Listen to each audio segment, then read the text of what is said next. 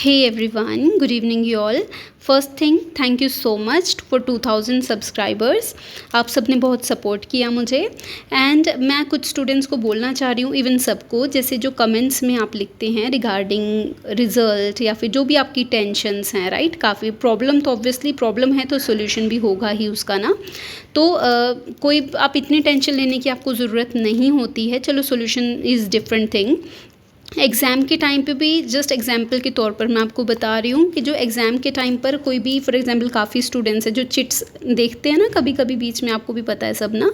तो कभी कभी चिट्स में क्या होता है, आप 2-3 लाइनें पढ़ते हो जस्ट, उसके बेसिस पर आप पूरा क्वेश्चन लिख देते हो, वो भी 10 मार्क्स का, राइट. ये चीज़ होती है ना.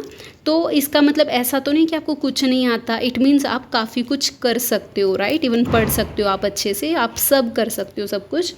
ओके, तो इतनी घबराने वाली बात नहीं होती. जब 2-3 लाइन से ही आप सब कुछ अटैम्प्ट कर देते हो तो obviously you can do everything ना, राइट. और इवन कंसिस्टेंसी बहुत ज़रूरी है लाइफ में, बिकॉज फ्यूचर अगर सिक्योर रखना है हमने तो फिर consistency is definitely mandatory for our life. Starting में हैबिट नहीं होती है कंसिस्टेंसी की, बट बाद में धीरे धीरे धीरे जब हम आदत बना लेंगे, बेशक मन मार कर ही आदत बनाएं, लेकिन हमें कंसिस्टेंसी की आदत बना लेनी चाहिए.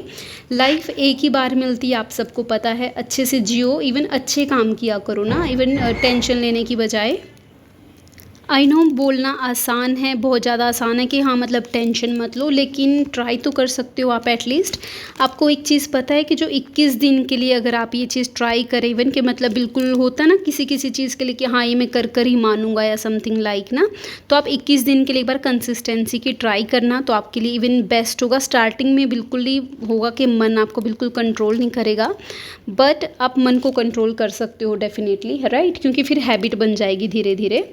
ओके, अब मैं आपको बोलूँ अगर एक चीज़ और, आप रीअपियर में, री इवेल्युएशन में इतना मनी वेस्ट करते हैं ना, इवन खुद ही हो जाता है आपका, राइट. क्योंकि कभी कभी केस ऐसा होता है कि री इवेल्युएशन, मान लो एग्ज़ाम में जो मतलब मार्क्स बढ़ जाते हैं, लेकिन अगर मान लो आपके एग्ज़ाम जो मतलब मार्क्स हैं वो कम होते हैं, बहुत ज़्यादा कम है, तो आप री इवेल्युएशन भी नहीं फिल करना चाहिए आपको, राइट.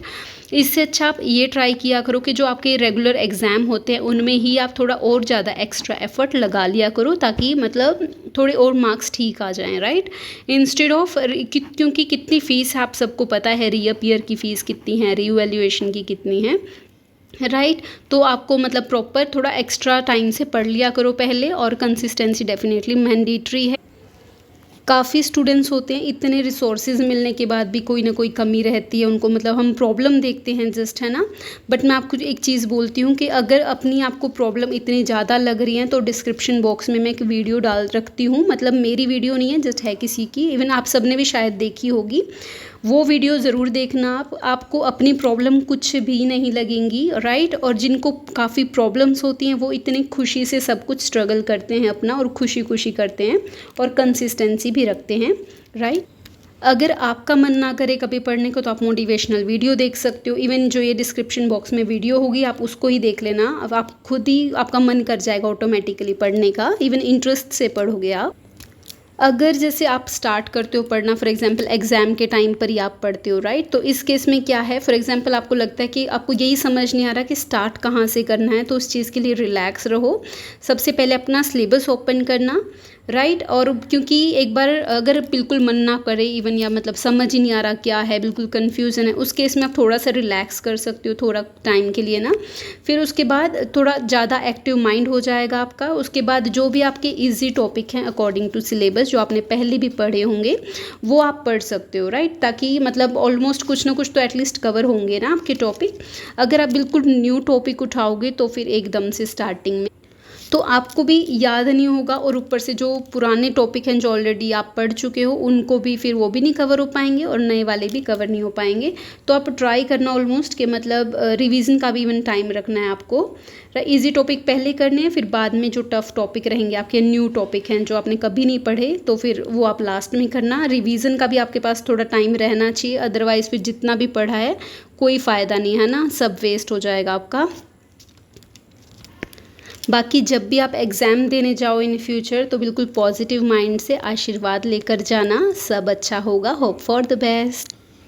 और जब भी आप पढ़ते हो तो फिर आप उसको लर्न मत करो, क्योंकि आपके माइंड पर प्रेशर आता है कि मैं कैसे पढूँ, मुझे याद नहीं हो रहा। उस केस में आप जस्ट नॉर्मल रीड कर सकते हो टॉपिक को।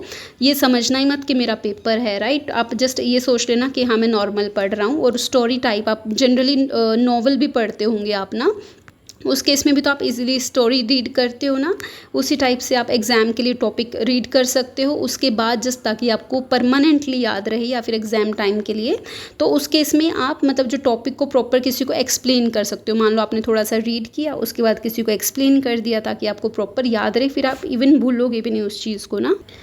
आपको ये चीज़ भी याद होगी कि जैसे फॉर एग्जांपल आपका अभी 2 मिनट बाद एग्ज़ाम है फाइनल, या फिर जब भी एग्ज़ाम होता है आपका, तो उससे 2 मिनट पहले आप इवन एक पूरा टॉपिक रीड कर रहे होंगे ना। जस्ट कोई भी नया टॉपिक होगा, इवन आपकी आंखों के सामने आएगा, आपको वो भी प्रॉपर याद रहता है।